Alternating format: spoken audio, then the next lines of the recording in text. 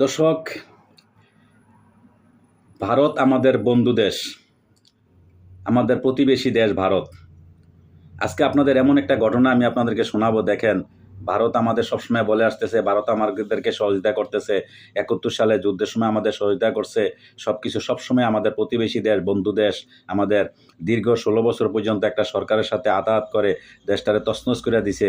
এখন ডক্টর ইউনূস ক্ষমতায় হওয়ার পর থেকে এখন আমরা একটু ঘুরে দাঁড়ানোর চেষ্টা করছি। আমরা নিজেরা আমরা আমাদের দেশ কিভাবে চলবো, আমরা কি করব না করবো, এটা আমাদের ব্যাপার-স্যাপার। কিন্তু এত তাদের মাথা ব্যথা, তারা হস্তক্ষেপ করতে চাইতেছে।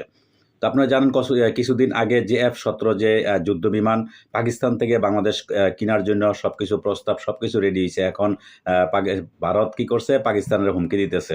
পাকিস্তানের এই অস্ত্র বাংলাদেশকে দিতে পারবে না, কারণ এই অস্ত্র চায়না এবং পাকিস্তান যৌথভাবে এটা তৈরি করছে। এই বিমান, এই যে বিমানটা, এই বিমানটা যৌথভাবে যে F-17, এটা বিমানটা খুবই শক্তিশালী। এটা আমাদের দক্ষিণ এশিয়ার মধ্যে মায়ানমারও কিন্তু এই বিমানটা ক্রয় করছে। মায়ানমারে আছে, চায়না এবং পাকিস্তান মিলে এটা করছে।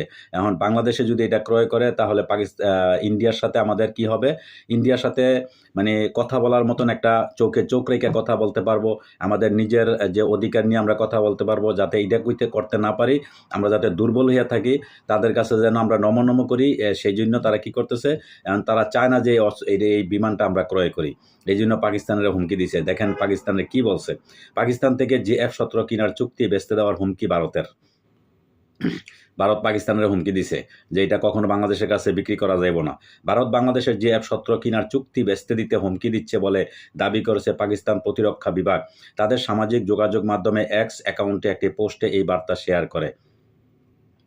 দক্ষিণ এশিয়ার আঞ্চলিক শক্তির ভারসাম্য পরিবর্তনে বড় ধরনের প্রভাব ফেলতে পারে এমন এক পদক্ষেপে ভারত পাকিস্তানের সঙ্গে বাংলাদেশের সম্ভাব্য অস্ত্র চুক্তি, বিশেষত যে F-17 ব্লক 3 যুদ্ধবিমান নিয়ে কঠোর পরিস্থিতি তৈরি হয়েছে। প্রতিবেশী এই দুই দেশের মধ্যে ক্রমবর্ধমান উত্তেজনা ও কৌশলগত অবস্থানের মধ্যেই এই ঘটনা ঘটেছে। যে F-17 থান্ডার যুদ্ধবিমানটি পাকিস্তান ও চীনের যৌথ প্রকল্প।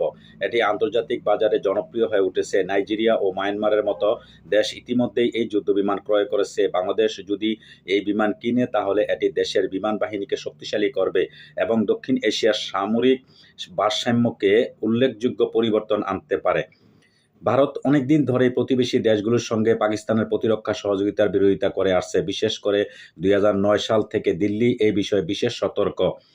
যে F-17 ব্লক 3 যুদ্ধবিমানটির উন্নত প্রযুক্তি, আধুনিক রাডার ব্যবস্থা এবং উন্নত যুদ্ধ দক্ষতা রয়েছে। এটি ভারতের সামরিক আধিপত্যকে চ্যালেঞ্জ জানাতে পারে। তাদের সাথে চ্যালেঞ্জ করবে বা তাদের সাথে চোখে চোখ রেখে কথা বলবে, বা যে কোনো ব্যাপারে নিজের দেশের অধিকার নিয়ে কথা বলবে, এটা তারা চায় না। তারা চায় যে দুর্বল হয়ে থাকুক, দুর্বল হয়ে থাকলে তাদের সুবিধা, তারা যেটা করবে এটাই হবে। এরকম একটা তারা চিন্তা ভাবনা করছে আর কি। তো এইটার এখন আর সামনে সেটা আর হবে না। আমরা চোখে চোখ রেখে কথা বলবো। এই ডক্টর মোহাম্মদ ইউনূসের হাত ধরে আমাদের বাংলাদেশ ভারতের সাথে সম্পর্ক থাকবে, কিন্তু সমঝোতা এবং নিজের দেশের স্বার্থ সার্বভৌমত্ব রেখেই আমরা তাদের সাথে সম্পর্ক রাখবো। কিন্তু ওই আমাদের স্বার্থ বিলীন করে দিয়ে আমাদের ওই দিক দিয়ে সীমান্তে আমাদেরকে মানুষ মারবা, মানুষ মাইরা কাঁটাতারের মধ্যে এইভাবে ঝুলিয়ে রাখবা, আর আমরা কিছু বলবো না, আমরা তোমাদেরকে স্যার বলবো, হুজুর হুজুর বলবো, সেই সময়টা আর এখন নাই।